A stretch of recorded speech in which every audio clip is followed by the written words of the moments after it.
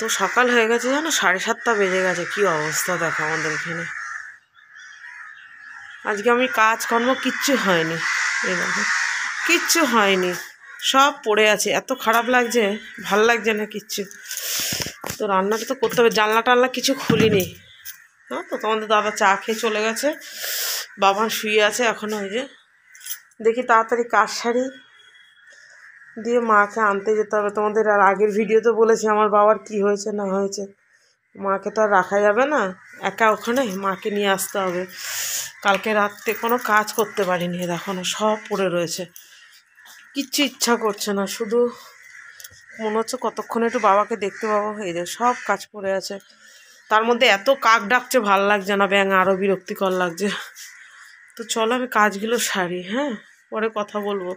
ইচ্ছাও করছে না, এদিকে ভালোও লাগছে না, কি করবো দিশ পাচ্ছি না। যে না ক্যামেরাটা একটু অন করি, একটু কথা বলি। ঘর ঝাড় দিয়ে দিয়েছি, আর এদিকে বাবানকে খেতে দিয়ে দিয়েছি, এগুলো সব ক্লিন করে দিয়েছি তোমাদের সাথে কথা বলার পর। এদিকে টিফিন রেডি করেছি, এই যে তোমাদের দাদার জন্য দিলাম পালং শাকের তরকারি আর রুটি। এটাও তোমাদের দাদার জন্য, এই যে লাউয়ের তরকারি আর রুটি। যদি বলো দিদি হঠাৎ দুটো, হ্যাঁ তোমাদের দাদার না সুগারটা ফল্ট করছে, জানো তো, হাত পা কাঁপছে ভীষণ রকমভাবে। তো ওর জন্য এটা সকালে খাবে, আর এটা না ও যেহেতু লাঞ্চ করতে একটু লেট করেও, তো ওর জন্য এটা দিচ্ছি 12:30টার দিকে খাওয়া। এখন 9টা বাজে, তো ওর জন্য এটা এখন করে নেবে। এটা ঠিক 12:30টার দিকে এটা টিফিনটা না খেলে না ওর বারেবার সুগারটা ফল্ট করছে। এখন ডাক্তার তো দেখাতেই হবে, ডাক্তার বলেওছে হবে যেহেতু হাই পাওয়ার ট্যাবলেট দিয়েছে। তো ঠিক আছে, দেখে আমি 7টা দিন দেখি খাবারটা দিয়ে, তারপর নয় আবার দেখানো যাবে ডাক্তার। ঠিক আছে, তো চলো।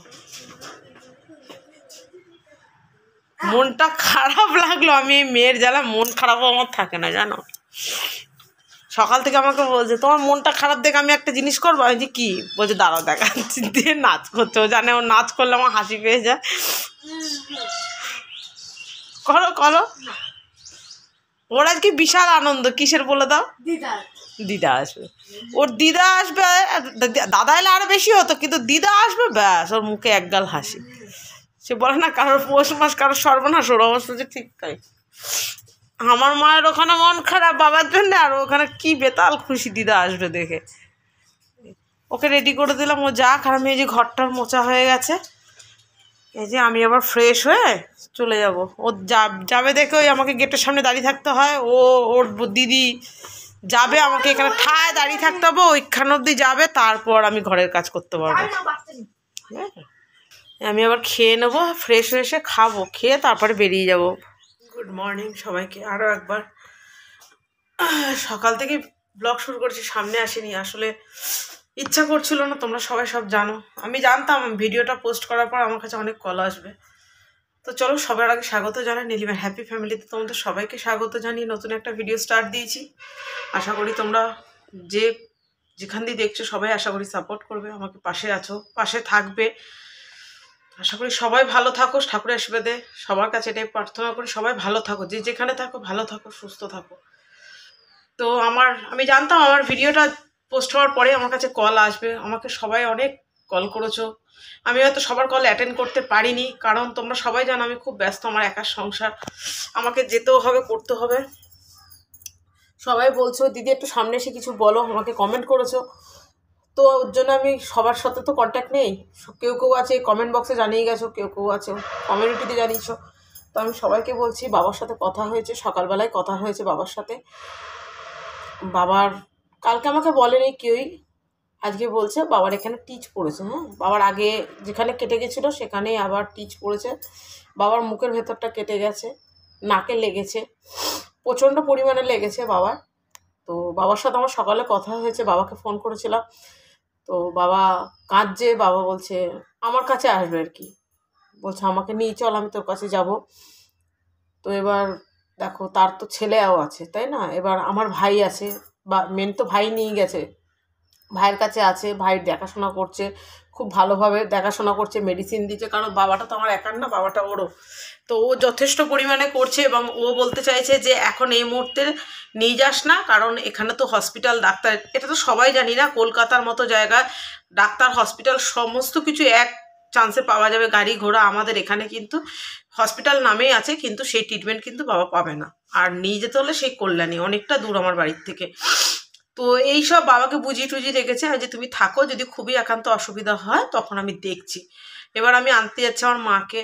আর সমস্ত বোনেদেরকে বলছি তোমাদেরকে থ্যাংক ইউ বলে ছোট করব না, অনেক অনেক ভালোবাসা,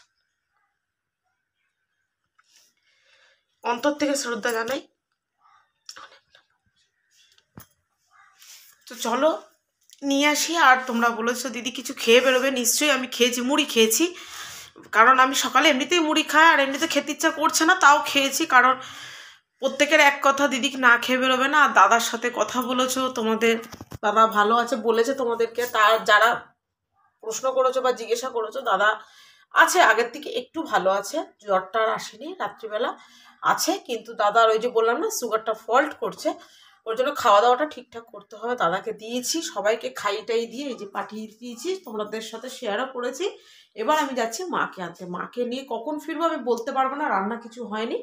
যদি এসে পারি করবো আলু সিদ্ধ ভাত, তাই খাওয়া হবে। যদি না পারি শুধু মুড়ি খেয়ে থাকা হবে, এরকম একটা ব্যাপার। আগে মাকে নিয়ে আসবো, ঠিক আছে? তো চলো যতটা যা পারবো তোমাদের সাথে শেয়ার করবো, যাতে তোমরাও আমাকে যেভাবে প্রশ্ন করছো আমি বুঝতে পারছি তোমরাও একটু হলেও টেনশন করছো বা টেনশানে আছো। আমি আপ্রাণ চেষ্টা করবো তোমাদের কাছে খবরটা পৌঁছে দেওয়া, ঠিক আছে? চলো, তোমাদেরকে অনেক অনেক ভালোবাসা। মাকে নিয়ে চলে এলাম, এই ঢুকলাম সবে, মানে চেঞ্জও করিনি, এই ঢুকলাম। এবার মাকে নিয়ে আজ, মা তুমি একটু বসো, খুব ঠান্ডা তো, আমি বসো, আমি একটু চা করে দিই মাকে। মা খাক, আমি একটু চা খেলে খেলাম, না খেলে না খেলাম, আমাকে কাজ করতে হবে, ঠাকুর ঘরে যেতে হবে, ভাতটা বসিয়ে দিই চা করে। তো চলো তোমাদেরকে একটু দেখিয়ে দিলাম, মাকে নিয়ে চলে এসেছি। কোনো অসুবিধা হয়নি, খুব ভালোভাবে গেছি, খুব ভালোভাবে, মানে সব জন্য হচ্ছে, মানে সারথি দাঁড়িয়ে আছে আমার জন্য, আমি গেছি আর এসছি না বেছি, তাই না মা বলো? মাকেও যে নিয়ে এলাম একদম পুরো ফাঁকায় ফাঁকায়, বাস টোটো একদম সামনে সামনে দাঁড়িয়ে সব তুলেছি, নিয়েছি, চলে এসেছি। ঠাকুর থাকে না, সবসময় ভালো কাজ করলে ঠাকুর সবসময় থাকবে তোমার পাশে, আমি এটাই বিশ্বাস করি। তো চলো পরে এসে কথা বলবো। সবাইকে, মাকে নিয়ে এলাম, দেখতে পেলে বেগুন ভাজা মাছের ঝোল রান্না করেছিলাম, অত এক গামলা কেচেছি, ঠাকুর ঘর মুছেছি, ঠাকুর দিয়েছি, রান্না করেছি, মাকে খেতে দিয়েছি, আমি খেয়েছি, ঠাকুর দিয়েছি, বললাম স্নান করেছি, দিতে আমাদের দাদার দোকানে গেছি, এসে এখন গ্যাস ক্লিন করলাম, ঘর মুছলাম, এ দেখো দিয়ে, চলো দেখবে এক গামলা বাসন, এই যে, এই দেখো সব মাজলাম, কাঁচাগুলো রেখে দিয়েছি, কারণ ওই অত বেলা এমনি রোদ ছিল না, মেললে মেলতে পারতাম, জলটা ঝরে যেত, কিন্তু সময় হয়ে ওঠেনি। দিয়ে তো দাদার দোকান দিয়ে এসে এইমাত্র এখন বাসন মাজলাম, দিয়ে ঘরটা মুছলাম, কারণ ওই যে রান্না করেছি, জুতো পায়ে পায়ে দিয়ে কলপাড়ার ঘর করি তো খুব ঘৃণা লাগে। সব ক্লিন করে এই যে এখন মা বসে আছে, এই যে ঘরে মা বসে আছে বাবানকে নিয়ে, বাবানকে দিয়ে সন্ধ্যা দেওয়ালাম, তুই সন্ধ্যাটা দিয়ে নাহলে হয়ে উঠবে না। বাবান সন্ধ্যে দিয়ে এলো, এবার মাকে একটু চা করে দেবো, দিয়ে দিয়ে এখন আবার ভিডিও এডিট করব, ভিডিওটা রয়েছে ওটা ছেড়ে দিই। কারণ হচ্ছে মোটামুটি অনেকেই চিন্তা করছে, ফোন করছো অনেকে, বিশেষ করে নিবেদিতা, তুমি অনেকবার ফোন করেছো, প্লিজ বোন আমি ফোন ধরতে পারিনি, এক্সট্রিমলি সরি। আমি মানে এতটাই কাজের মধ্যে পড়ে গেছি না। আর মুনমুন, তোমাদের দুজনকেই বলছে, তোমরা দুজন মিলে এতবার ফোন করেছো, আমার খুব খারাপ লাগছে। তো আমি কল ব্যাক করেছি, তোমাদের সাথে কথা হয়েছে, বাট ধরতে পারিনি, এক্সট্রিমলি সরি। কারণ রাস্তায় ছিলাম, দোকানে কাজ, সব মিলিয়ে না আমি একদম পাজল হয়ে গেছি। তারপরে বাবার খোঁজ নিতে হচ্ছে, এখন একটু ভালো লাগছে এই কারণে যে বাবা আগের থেকে একটু ভালো আছে, কথা বলছে। বাবা কালকে যেমন কথাই বলতে পারছিল না, আজকে একটু কথা বলছে। আর বললাম ব্যথাটা একটু কমেছে, বলছে ব্যথা কম কি না বুঝতে পারছি না, হাঁ করতে পারছিলাম না, এখন একটু হাঁ করতে পারছি, এই অবধি। কারণ হচ্ছে বাবার মুখের ভেতরে লেগেছে, তো বলছে দাঁতগুলো নড়ে গেছে।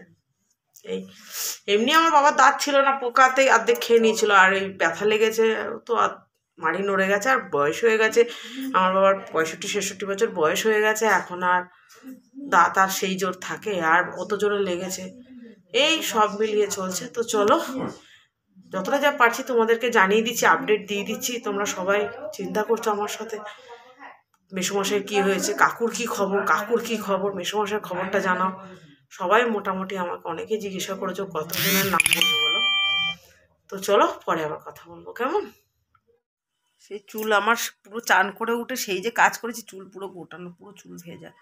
এইমাত্র ফ্রেশে বসেছি, ফ্রেশে বসে লাভ নেই, কারণ আমাকে আবার রুটি করতে হবে, মা রুটি খাবে, মায়ের জন্য রুটি করতে হবে। এই যে মা শুয়ে আছে, মার জন্য রুটি করব, বললাম না তোমাদেরকে, মাকে চাটা করে দিয়ে আমি একটু ড্রেসটা চেঞ্জ করলাম, কারণ ওই জলের কাজ করে দিতে সব ভিজে গেছে পুরো। তো চলো যতটা যা পারলাম তোমাদের সাথে শেয়ার করলাম।